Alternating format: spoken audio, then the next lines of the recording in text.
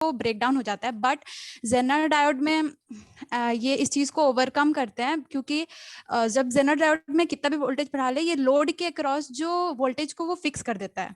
अगर हम लोग इनपुट जितना भी बढ़ाते हैं तो जो भी करंट रहता है वो ओके ठीक है। जेनर का एप्लीकेशन बताना। वोल्टेज रेगुलेटर के तरफ भी यूज कर सकते हैं इसको। ओके, कैसे करते हैं वोल्टेज रेगुलेटर? कोई सर आइडिया? तो हाँ, जैसे अगर हम लोग जेनर डायोड लगाते हैं और फिर रिवर्स वोल्ट मतलब रिवर्स बायस करते हैं, तो मतलब रिवर्स बायस करंट देते हैं, वैसे इनपुट देते हैं, तो लोड के मतलब जितना भी इनपुट बढ़ा ले हम लोग, लोड के अक्रॉस जो है ना वोल्टेज वो फिक्स है, तो एक करंट वहां पे फिक्स है। और जितना भी करंट अगर मतलब इनपुट बढ़ा रहे हैं तो करंट भी बढ़ेगा ऑब्वियसली, तो जेनर डायोड के थ्रू वो क्रॉस करेगा, बट ओके ठीक है, जिससे कि वो डिवाइस ब्रेकडाउन ठीक है। को ओके, प्रिवेंट करता है। पूछते हैं अंकित कुमार, तुम बताना कि centre tap and bridge rectifier में क्या डिफरेंस है? सर देखिए, बेसिकली सेंटर टेप है ना सर, हम वो है आपका फुल वेव का दो टाइप होता है, फुल वेव को सेंटर टेप बोलते हैं और एक ब्रिज। वीडियो ऑन करो, वीडियो ऑन करो। जी sir. Sir basically centre tap और जो आपका बोलते हैं ब्रिज फुल वेव को, उसी को सेंटर टेप, और उसका एक टाइप होता है जिसको बोलते हैं ब्रिज रेक्टिफायर, ठीक है सर। और सेंटर टेप में हम लोग बेसिकली दो डायोड को यूज करते हैं सर। सेंटर टेप में बेसिकली दो डायोड को यूज करते हैं, जिसके कारण हम लोग को सर पॉजिटिव हाफ साइकिल में तो उसका ग्राफ और वी कंसीडर सर वेव तो मिलता ही है, साथ में जैसे हाफ वेव का एक डिसएडवांटेज था कि हम लोग को नेगेटिव हाफ साइकिल में नहीं मिल रहा, उसको ओवरकम करने के लिए हम पूछ रहे हैं centre tap and bridge rectifier में क्या डिफरेंस है। उसमें हाफ वेव रेक्टिफायर का कांसेप्ट सर डिफरेंस तो यही है कि सर डिफरेंस है कि सेंटर टेप में दो गो आपका डायोड यूज होता है और उसमें 4 डायोड होता है, और इसका sir peak inverse voltage sir ये क्या बोलते हैं सेंटर टेप में अलग होता है और आपका ब्रिज रेक्टिफायर में अलग होता है सर। क्या होता है अलग, वही तो पूछना चाह रहे हैं सर। पीक इनवर्स वोल्टेज जो आपका होता है सर, ये क्या बोलते हैं सेंटर टेप में वो 2 VAM होता है सर, और इसमें सिर्फ VAM। हाँ, पीक इनवर्स वोल्टेज क्या होता है, ये तो पूछना चाह रहे हैं। क्या sir? Sir peak inverse voltage होता है जो सर आपका रिवर्स में जो करंट अचानक जैसे वो वोल्टेज बढ़ता है और अचानक फ्लो करने लगता है सर, उसी को बोलते हैं। किसे बोलना सर जैसे पीक इनवर्स वोल्टेज होता है सर कि जो अचानक मतलब डायोड होता है सर, और उसका में जो मान लीजिए अगर करंट वोल्टेज बढ़ रहा, उसके क्या बोलते हैं सर, जो बैकवर्ड जो करे एक तरह से बैकवर्ड जो वोल्टेज फ्लो होता है उसी को। ज्योति के छोर का एनीवन बता सकते हो? ब्रेकडाउन से पहले कोई भी डायोड कितना वोल्टेज पर इफेक्टिव वर्क करेगा, उसी को पीक इनवर्स बोलते हैं। हाँ बोलो प्रिंसी बोले, हनीसी तुम बोलो। Maximum amount of voltage diode with stand कर पाता है, मतलब ब्रेकडाउन होने से पहले जितना भी वोल्टेज सॉरी सर। ज्योति तुम बोलो। सर पीक इनवर्स वोल्टेज तब होता है जब रिवर्स बायस में जो मैक्सिमम वोल्टेज रहता है, रिवर्स बायस मतलब रिवर्स डायरेक्शन में जो मैक्सिमम वोल्टेज होता है उसी को बोलते हैं पीक इनवर्स वोल्टेज। सर हम भी तो वही बोल रहे जो बैकवर्ड करंट फ्लो होता है डायोड के अक्रॉस। ठीक है, गलत है कि सही है पता नहीं। ओके ठीक है। नेक्स्ट क्वेश्चन है, current gain of common base का कितना होगा? प्रिंसी बोलो। Current gain of common base क्या होता है?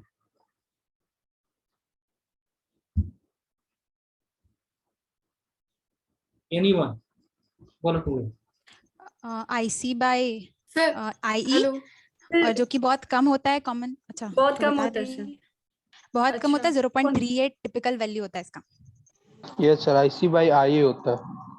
Okay yes sir, IC upon IE होता है। ठीक है, ओके अल्फा से डिनोट कर सकते। ठीक ओके, बहुत बढ़िया। अब अल्फा एंड बीटा के बीच में क्या रिलेशन होता है? अब एक मिनट, जिसे alpha is equals to 1/1 plus beta.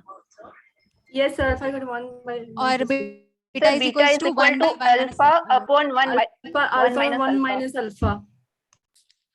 ठीक है, अल्फा एंड गामा के बीच में रिलेशन क्या होता है?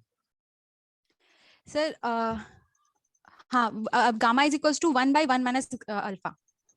Gamma equal to 1/1 minus alpha, और that is equals to 1 plus beta.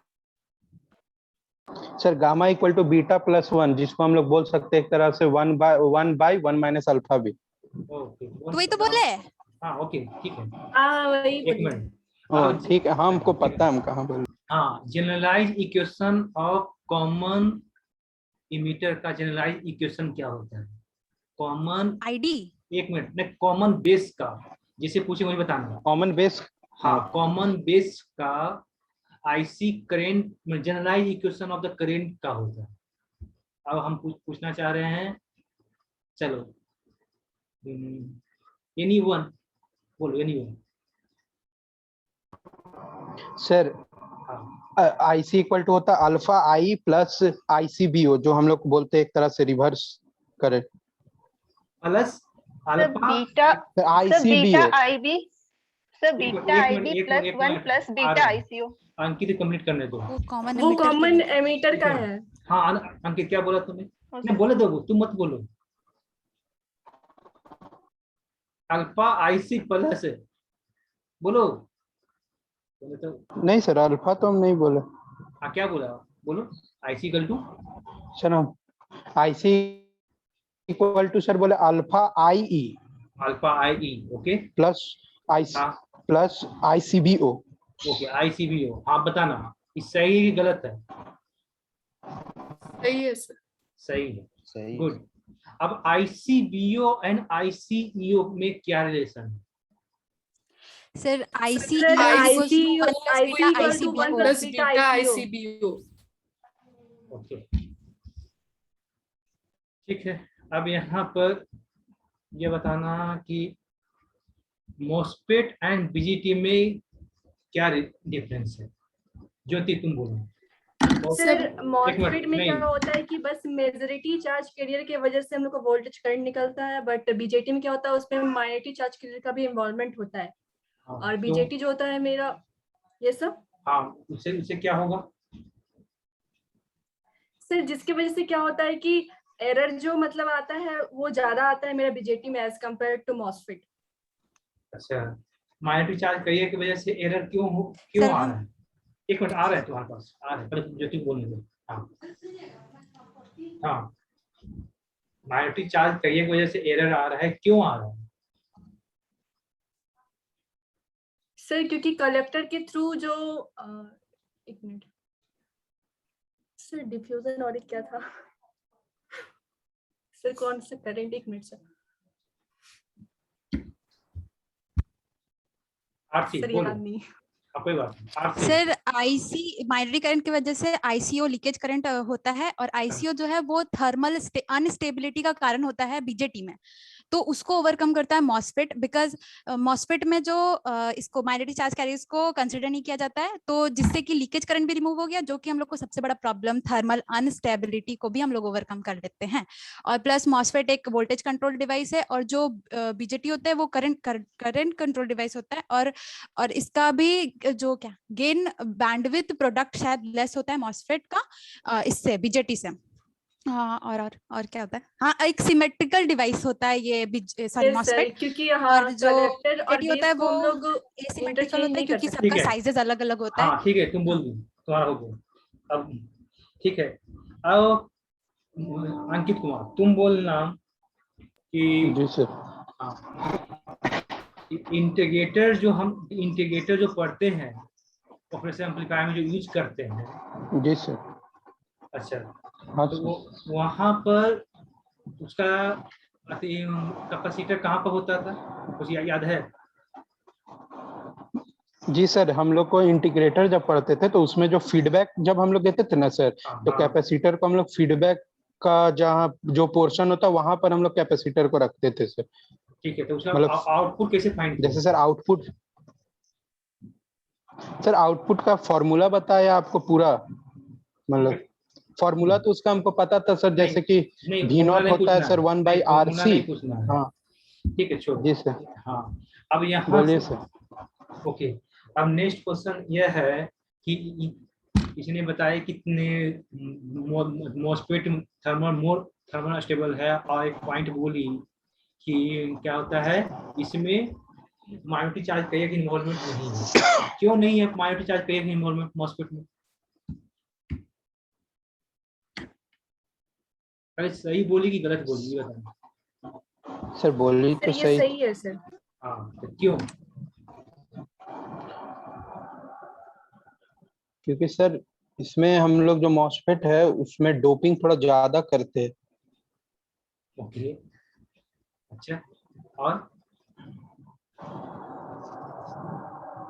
ठीक है, अभी बताना कि इनहैंसमेंट मॉस्फेट में डिप्लीशन मॉस्फेट में क्या डिफरेंस है?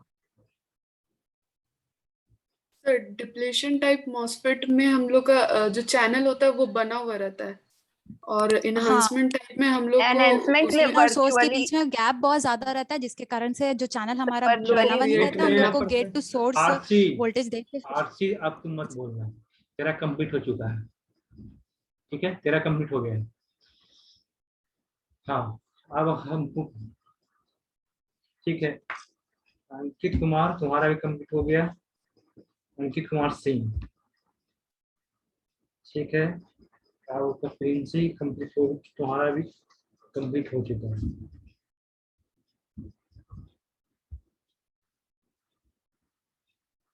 प्रिंसी ठीक है, निशु है ना प्रेजेंट? हाँ निशु तुम्हारा भी हो चुका है, ठीक है, प्रिंसी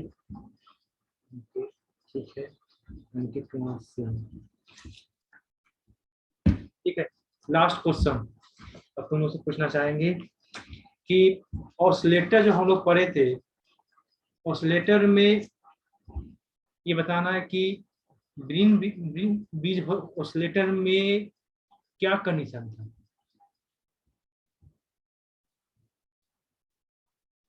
ग्रीन बीज ऑसिलेटर में क्या कंडीशन था?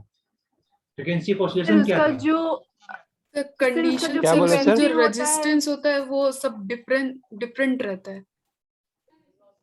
अच्छा, उसका फ्रीक्वेंसी ऑफ ऑसिलेशन क्या था? सर 20 किलो फ्रीक्वेंसी का 20 hertz to 20 kilo hertz, 20 hertz to 20 kilo hertz, और f not equal to 1/2 pi RC, 1/2 pi RC, ठीक है। कंडीशन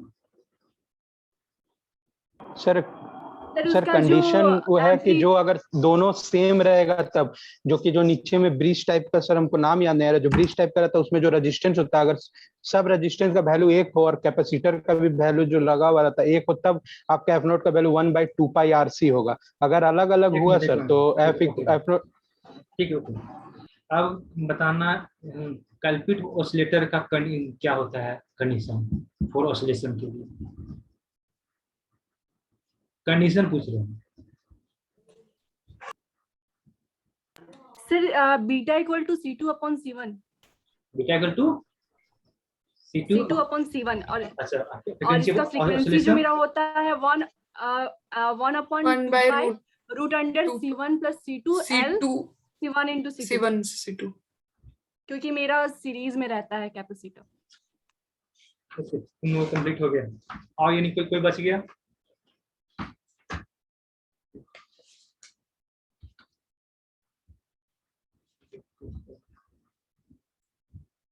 ठीक है, कंप्लीट हो गया, हो गया। किसी के बच, किसी का रह गया?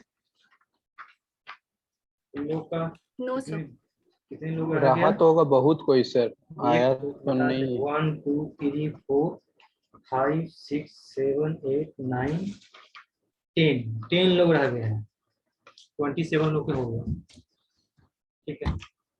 चलो थैंक यू सर। ओके।